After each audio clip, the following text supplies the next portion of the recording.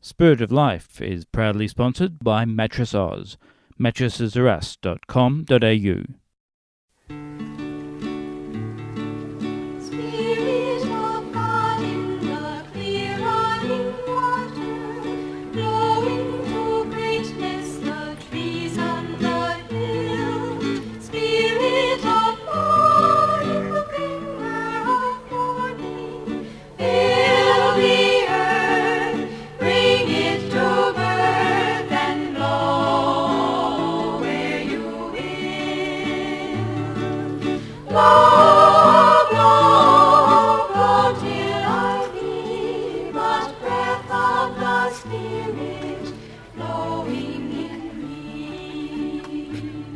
Welcome to the Spirit of Life program. Today, David Schutz will be talking about the Pope Francis's book, otherwise known as the Apostolic Exhortation. Namely, the title of the book is Evangelii Gaudium. Difficult one to pronounce. It is. Yes. Welcome, yes, David. Thank you very much. Yes. David, you're an educator for Anima Education, is that right? That's right. Now, can you just tell us briefly what Anima Education is? Yes, Thanks. happily, because I would like as many of your listeners as possible to take advantage of the opportunities we have. Anima Education is an apostolate of the Anima Women's Network, which is also in conjunction with the Catholic Women's League. But it's not just for women, it's for all adult Catholics, although we've had non-Catholics who've come along and joined us, and even a Jewish student at one point. But it's a way of getting in touch with aspects of your faith that you may want to go deeper into, such as scripture or history or the sacraments or liturgy or other areas of the Church's teaching and how that affects our own faith. It is a lay person teaching lay people. And we explore it in a fairly interactive way. So we've done work on St. Paul's epistles during the year of St. Paul. We've looked right through the history of the Church. We've done courses on atheism. We've done... generally it's driven by the students who say, this is what we'd like to find out. We have our courses on Monday nights during the term time at Mary Glowry House, which is the Centre for the Catholic Women's League. And we also go into parishes where we will give weekend seminars, which gives another opportunity as well. So anyone who wants to find out more about Anima Education, just put Anima and Education into a Google search engine and you'll find our website. Sounds very beneficial and very educational. And I think as Catholics, we need every bit of education as we can get, because we can say we're Catholics but know nothing about our faith, really. And even if you're a Sunday, go to Sunday Mass every Sunday and you listen to the homily, even on a daily basis, you need more than you can get from just 10, 15 minutes. You want to be able to explore things deeper. Yeah. So currently, David, you're doing a course on the Evangelii Gaudium. That's it. Okay. What does this mean? And perhaps you can tell us some of the features of the book. There is the book, and it's not actually a book that Pope Francis sat down and said, I want to write a book. It is, the official title is a post-synodal apostolic exhortation, which means after a synod, the Pope summarizes what the Synod of Bishops has said and issues that as his own authoritative statement. Now, Pope Benedict presided over the Synod of the New Evangelization in 2012, but he resigned before he could write the Apostolic Exhortation, so the job fell to Pope Francis.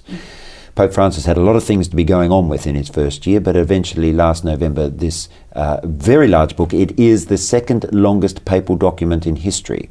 Pope John Paul got in by about 1,000 words on one of his apostolic exhortations. So it's a bit of a challenge to read it.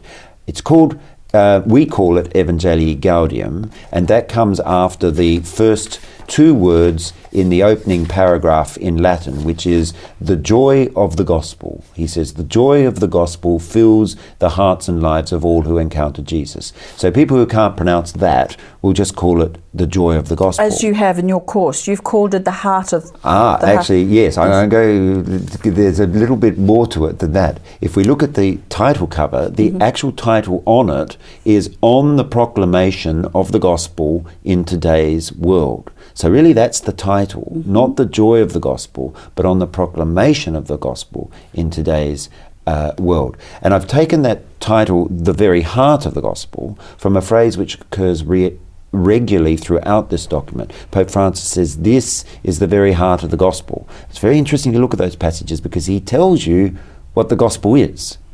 And I think that is, well, we'll get on to talking a bit more about that at the moment, but the interesting thing is the proclamation of the gospel that he wants to happen.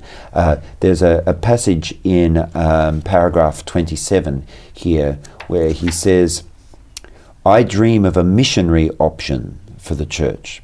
That is, a missionary impulse capable of transforming everything. The church's customs, the ways of doing things, times and schedules, language and structures that can be suitably channeled for evangelization of today's world rather than for the church's self-preservation. So there's an implication there that the church currently is operating under self-preservation rather than its authentic calling in missionary work. There is a thesis put forward by an American author called George Weigel that over the last 100 years the church has been undergoing a bit of a U-turn. That after the Reformation, go back 500 years, the church, under great attack, sort of built itself up as a fortress to preserve the Catholic faith. I mean, it had to preserve the Catholic faith. It was the way it had to react at that time.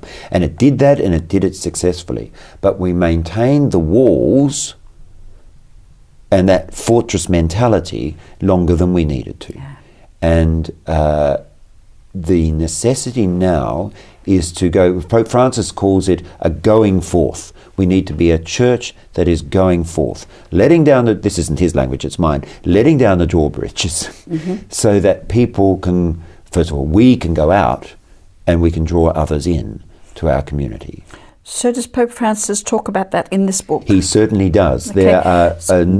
Sorry? I was just going to say very quickly, I can... because we're going to a break now, and I think that would be a very good place to take up the continuation of the interview. Sure. We'll see you back straight after the break.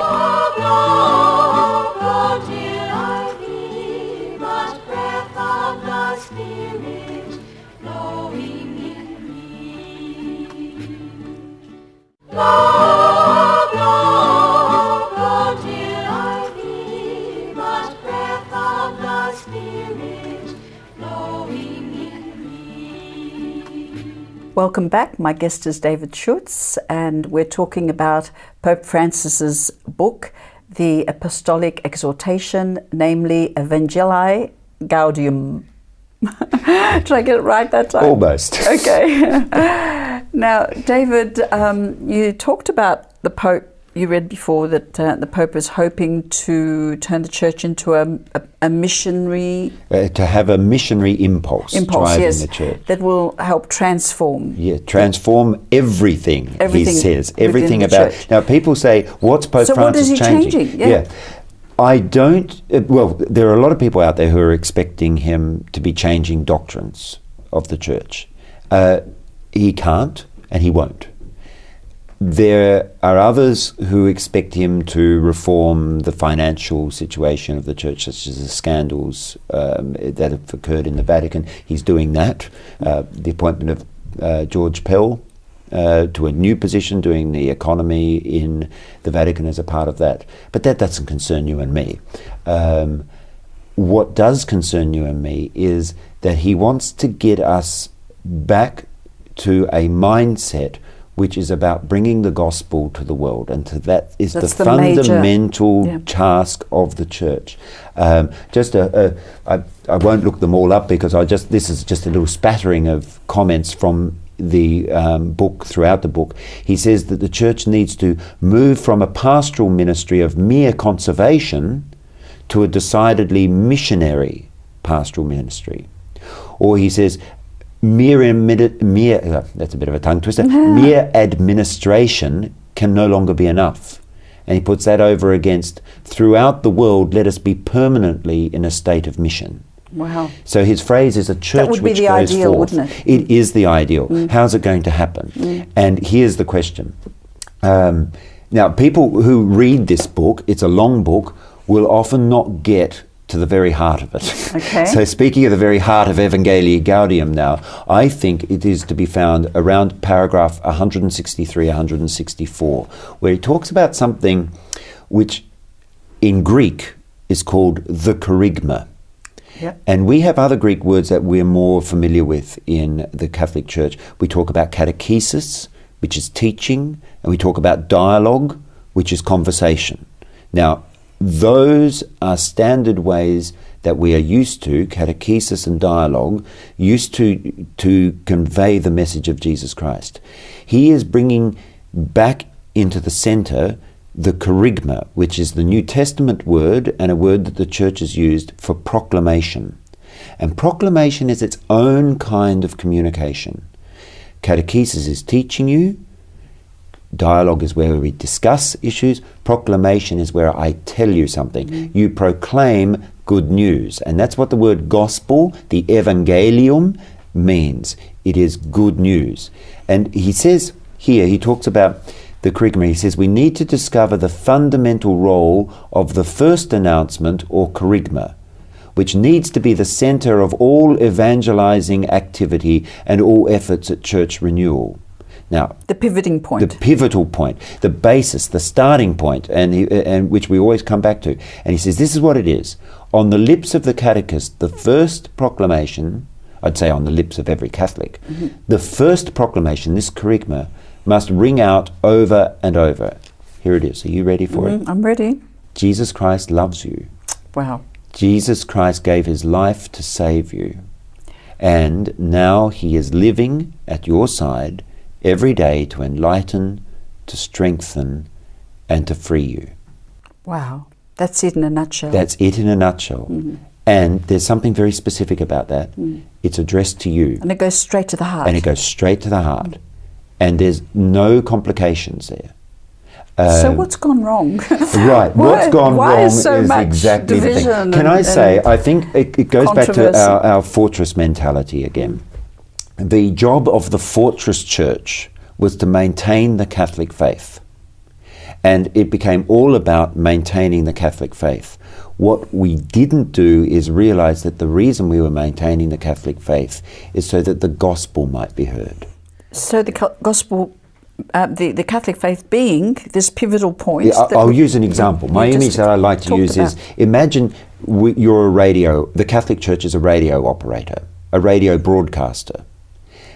We've got a lovely radio set, and that radio set has to work properly, so when I speak in here, my message gets broadcast out there. But if I become centered on maintaining the radio set, and I forget that I'm a radio broadcaster and I think I'm a radio technician, I can work and have a lovely radio set, but I'm not communicating the message. I'm not broadcasting. The other thing that can happen with radio sets is a lot of static can come in, and you can find it hard to get a clear dial. So the reception may not be so clear. Well, yes. There might be a problem with the radio transmitter itself, that it's not transmitting. Other things, static of the things around come in. So the example here is, I think this can help us understand something. I'm just trying to find, some of your viewers might remember that back in I think it was September last year. I can remember I was teaching in Ballarat, doing an anima education course there. On Saturday, everything had gone well on Friday night, got up on Saturday morning and the class started, and somebody put up their hand and said, "What about this interview the Pope gave?" And I knew nothing about it. So during the lunch break, I got onto the internet and discovered that, yes, indeed, the Pope had done an interview. He's done plenty since. And in that he said, and this is what confused everybody, we cannot insist only on issues related to abortion, gay marriage, and the use of contraceptive methods. When we speak about these issues, we have to speak of them in a context. And he added that the Church should not be obsessed with transmitting a disjointed multitude of doctrines. He went on to say we have to find a new balance, otherwise the moral edifice of the church is likely to fall like a house of cards, losing the freshness and the fragrance of the gospel. Makes sense? Well, yes, but a lot of people are suddenly, what is it that the Pope is saying we're not supposed to... What, they're saying we're not supposed to be obsessed about abortion? How can we not be obsessed about abortion? So this became an issue. Well, he's saying redirect your focus. Yes, because every time the church opens its mouth, it doesn't matter what we say, the world out there tends to hear, don't do this, don't do that, you're going to hell. Okay. Instead of the positive message that the church really is speaking. So the question is, with the kerygma, how do we get that message? Jesus Christ loves you, Jesus Christ died to save you, and he's with you now, guiding and leading you through your life to help you. We'll be back soon. We're just going to another break. See you after the break.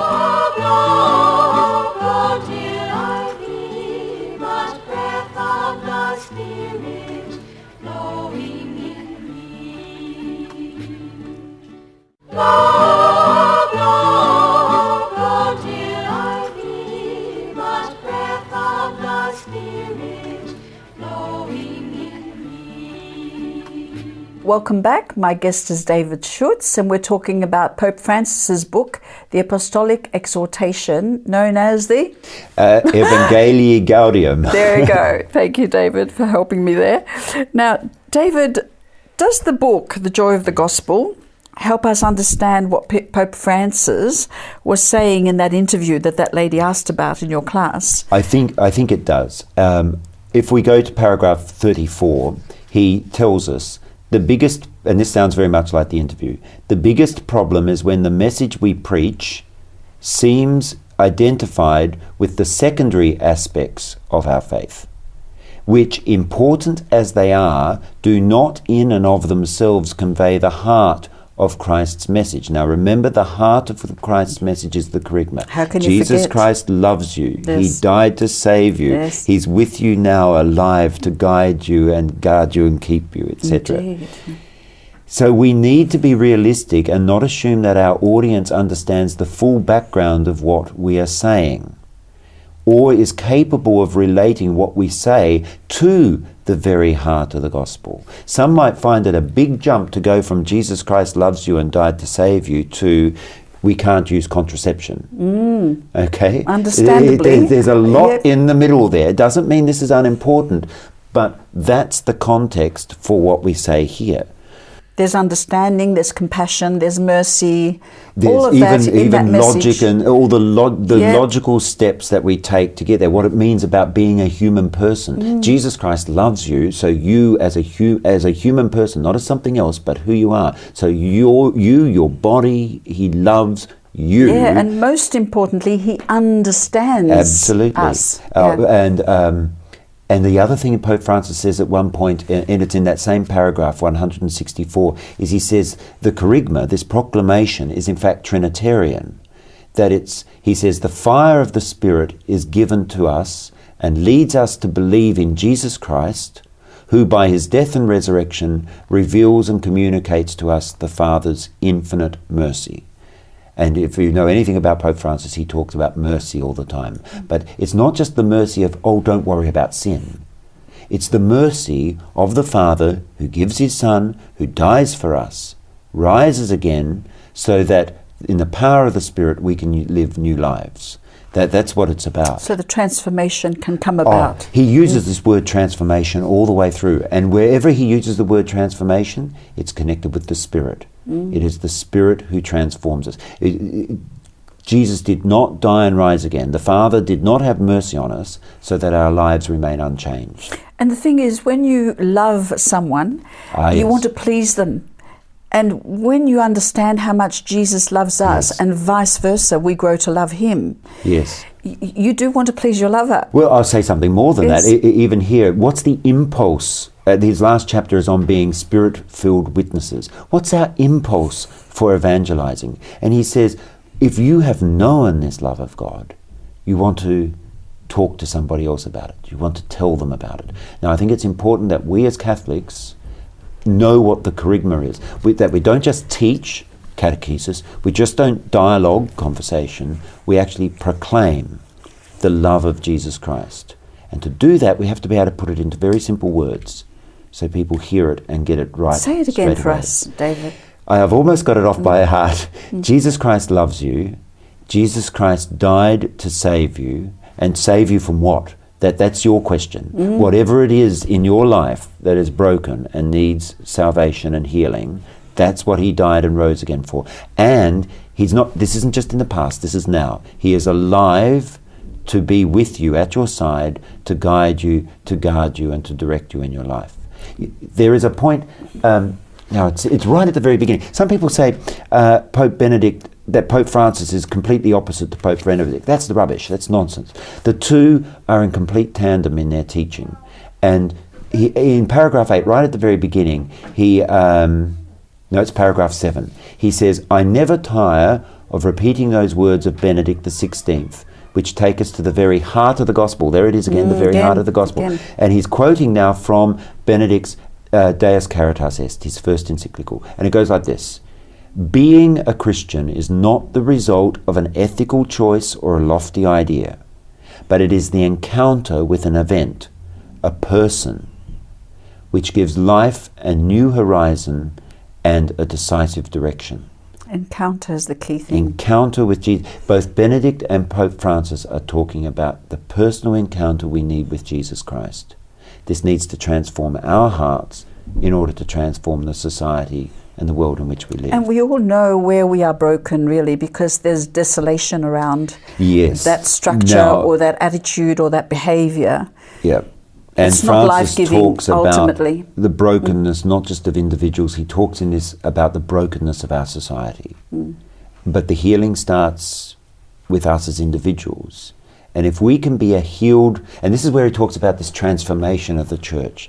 If the church can truly be a community of broken people who have been healed by their encounter with Christ and hearing the kerygma, the proclamation of the gospel, we can be a power to heal the world in which we're in. Because that's what the gospel is. That's how Jesus came saying, the kingdom of heaven has come near. He said, repent and believe this good news, that God's kingdom has come close. And God's kingdom comes to everybody who encounters Jesus in the proclamation of the good news. That Jesus Christ loves you, that he died and rose again to save you, and he's with you now to guide and direct you in your life. So it's not about the tut-tut, that's sin. No. It's about Jesus wants us to experience the fullness of life and basically shed whatever is giving us, the destructive outcomes. It's leading us away from God. Exactly. Let me read one passage. You've got to get this in. Pope Francis says, under no circumstance, this is paragraph 39, under no circumstance can this invitation, this message to believe in Jesus Christ be obscured. All of the virtues of the Church are at the service of this response of love. If this invitation does not radiate forcefully and attractively, the edifice of the Church's moral teaching risks becoming a house of cards. There it is again. And this is our greatest risk. It would mean that it is not the gospel which is being preached, but certain doctrinal or moral points based on specific ideological options. The message will run the risk of losing its freshness and cease to have the fragrance of the gospel. Wow, David, what a note to end on. Yes. We've come to the end of our program, unfortunately, because I could sit here all day and listen to you.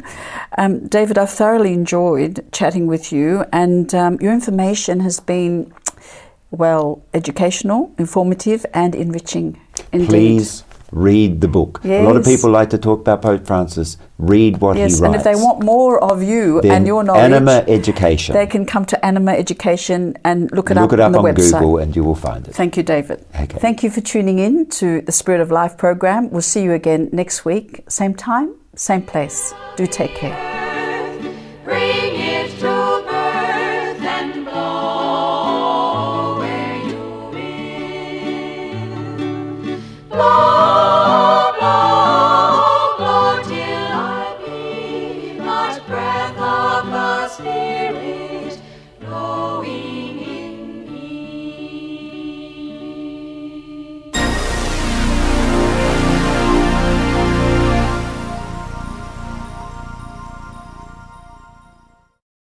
Spirit of Life was proudly sponsored by Mattress Oz, mattressesareus.com.au.